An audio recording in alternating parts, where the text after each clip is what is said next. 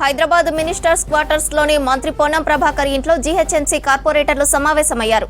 ఇందులో మంత్రి శ్రీధర్ బాబు, ఎమ్మెల్యే దాన నాగేందర్, కాంగ్రెస్ ఎమ్మెల్యేలు, ఎమ్మెల్సీలు పాల్గొన్నారు. రేపటి కౌన్సిల్ మీటింగ్ లో అనుసరించాల్సిన వ్యూహంపై మీటింగ్ లో చర్చించారు.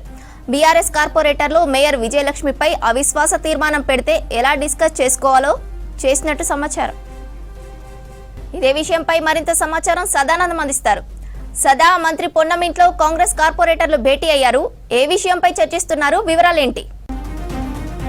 శ్రవంతి, రేపు జరగబోయే కౌన్సిల్ మీటింగ్కు అనుగుణంగా రేపు కౌన్సిల్ మీటింగ్లో కాంగ్రెస్ సంబంధించిన మేయర్, డిప్యూటీ మేయర్ అలాగే కార్పొరేటర్లు ఎట్లాంటి అంశాలపైన చర్చించాలనే అంశాలపైన ఈరోజు మినిస్టర్ క్వార్టర్స్లోని పొన్నం ప్రభాకర్ ఇంట్లో మీట్ అయ్యారు. దీనికి మంత్రులు పొన్నంతో పాటు శ్రీధర్ బాబు అలాగే నగరానికి సంబంధించిన ఎమ్మెల్యేలు, ఎమ్మెల్సీలు అలాగే ఎంపీ, రాజ్యసభ ఎంపీ అనిల్ కుమార్తో పాటు కొంతమంది కార్పొరేటర్లు కూడా కీలకంగా, గ్రేటర్లో కీలకంగా ఉన్నటువంటి కార్పొరేటర్లు హాజరయ్యారు. దీనిలో మేయర్తో పాటు ఇటు రహమత్ నగర్ కార్పొరేటర్ సిఎన్ రెడ్డి అలాగే ఇటు GHMC Congress floor leader Darpalli Rajasekhar Reddy అలాగే అటు మాదాపూర్కు సంబంధించిన కార్పొరేటర్ జగదీశ్వర్ గౌడ్ వీళ్ళంతా కూడా ఈ రోజు జరిగిన భేటీలో ముఖ్యంగా వీళ్ళు హాజరయ్యారు. వీళ్ళకి రేపు కౌన్సిల్ మీటింగ్లో ఎట్లా ముందుకెళ్లాలి అనే అంశాలపైన ఇటు శ్రీధర్ బాబు, మంత్రి పొన్నం ప్రభాకర్ కూడా ఇద్దరు కూడా వాళ్ళకి దిశానిర్దేశం చేశారు. దీనిలో వీళ్ళు ముఖ్యంగా చెప్పింది ఏంటంటే, అసలు ఇన్ని రోజుల నుంచి అవిశ్వాస తీర్మానం, మేయర్, డిప్యూటీ మేయర్ పైన అవిశ్వాస తీర్మానం పెడతామంటూ బీఆర్ఎస్ చెప్పుకుంటూ వస్తుంది. అటు కార్పొరేటర్లు కానీ ఇతరత్ర పార్టీ నాయకులు కానీ చెప్పుకుంటూ వస్తున్నారు. కాబట్టి ఇదే అంశాన్ని రేపు కౌన్సిల్ మీటింగ్లో బీఆర్ఎస్ సంబంధించిన కార్పొరేటర్లు తీసుకొచ్చే అవకాశం ఉంది.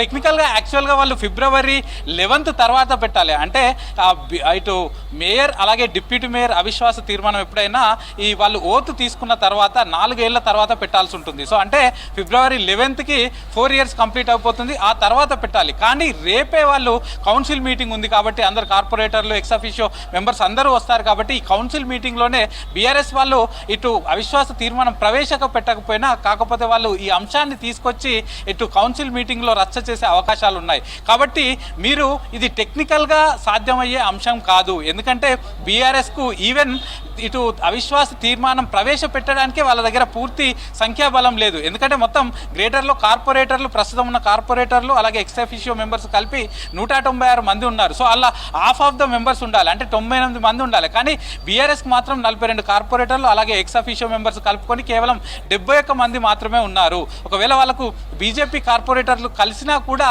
అవిశ్వాస తీర్మానం నెగ్గాలంటే 2/3 ఉండాలి. అంటే 196లో 131 మంది ఉండాలి. ఇటు బీజేపీ, బీఆర్ఎస్ కలిసినా కూడా అవిశ్వాస తీర్మానం నెగ్గే పరిస్థితి లేదు.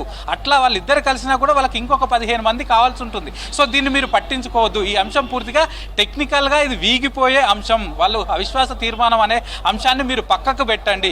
ఇది కాకుండా కాంగ్రెస్ ప్రభుత్వం అధికారంలోకి వచ్చిన తర్వాత కాంగ్రెస్ గవర్నమెంట్ ఇటు గ్రేటర్లో డెవలప్మెంట్ కోసం ఎన్ని నిధులు ఇచ్చింది, ఎట్లాంటి డెవలప్మెంట్ యాక్టివిటీస్ చేసింది అనే అంశాలను రేపు ఈ కౌన్సిల్ మీటింగ్లో మీరు దీనిపైన డిస్కస్ చేయండి అంటూ కూడా ఇటు కార్పొరేటర్లకు మంత్రులు శ్రీధర్ బాబు, పొన్నం ప్రభాకర్ దిశానిర్దేశం చేశారు. ముఖ్యంగా రీసెంట్గా ఇటు రిజిస్ట్రేషన్ శాఖ నుంచి రావాల్సిన, అంటే గత 5-6 ఏళ్లుగా పెండింగ్లో ఉన్నటువంటి రిజిస్ట్రేషన్ శాఖ నుంచి రావాల్సిన 3,000 కోట్లకు పైగా రూపాయలన్నింటినీ కూడా జిహెచ్ఎంసీకి ట్రాన్స్ఫర్ చేయించింది ఈ కాంగ్రెస్ గవర్నమెంట్. ఈ అంశాన్ని తీసుకోండి. ఎందుకంటే గత 5 ఏళ్లుగా పెండింగ్ ఉన్న బిల్లులను ఒకేసారి 3,000 కోట్లను ఇటు బల్దియాకు ఇప్పించడంతో వాళ్ళకు డెవలప్మెంట్ వర్క్స్కి అవకాశం ఉంటుంది. వాటిని ఏ విధంగా ఖర్చు పెట్టబోతున్నారు అనే అంశాలను తీసుకోండి. అలాగే లాస్ట్ 10 yearsగా బల్దియాలో బీఆర్ఎస్ గవర్నమెంట్ ఉన్నప్పుడు ఎంత మేరకు అప్పులు చేయించింది, అంటే ఇప్పటి వరకు బల్దియా సుమారు 7,000 కోట్లకు పైగా అప్పుల్లో ఉంది. అప్పులన్నీ కావడానికి కారణాలు ఏంటి, ఈ అంశాలను మీరు రేపు కౌన్సిల్ మీటింగ్లో చర్చించండి అంటూ కూడా వీళ్ళకు దిశానిర్దేశం చేశారు. ఈ రోజే కాకుండా రేపు మార్నింగ్ కూడా రేపు 10 o'clockకి జిహెచ్ఎంసీ హెడ్ ఆఫీస్లో కౌన్సిల్ మీటింగ్ ఉంటుంది.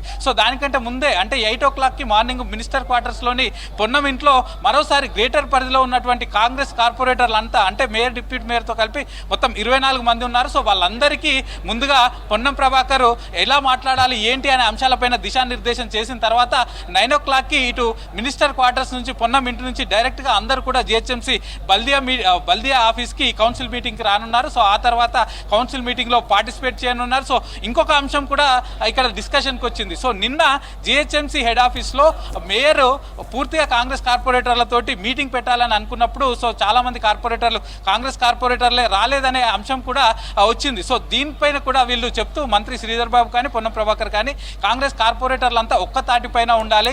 సో నెక్స్ట్ రేపు బీఆర్ఎస్ కానీ బీజేపీ కానీ వాళ్ళు అటాక్ చేయడానికి చూస్తారు కౌన్సిల్ మీటింగ్లో, దాన్ని కౌంటర్ అటాక్ చేయడానికి మీరు రెడీగా ఉండాలి. ఎందుకంటే ఇది ఎలక్షన్ ఇయర్. సో ఈ ఎలక్షన్ ఇయర్లో మీరు ఏమేమి చేయబోతున్నారు, అలాగే ఇప్పుడు పెట్టబోయే 8,440 కోట్ల రూపాయలతోటి బడ్జెట్ పెడుతున్నారు. సో ఇంత పెద్ద మొత్తంగా ఇంతవరకు ఎప్పుడూ పెట్టలేదు. సో ఈ డబ్బులన్నీ ఎలా ఖర్చు చేయబోతున్నారు అనే అంశాలని డెవలప్మెంట్ ఇష్యూస్తో మాత్రమే మీరు ముందుకెళ్లాలంటూ కూడా మంత్రులు పొన్నం ప్రభాకర్ శ్రీధర్ బాబు ఇటు కార్పొరేటర్లకైతే దిశానిర్దేశం చేశారు. శ్రవంత్.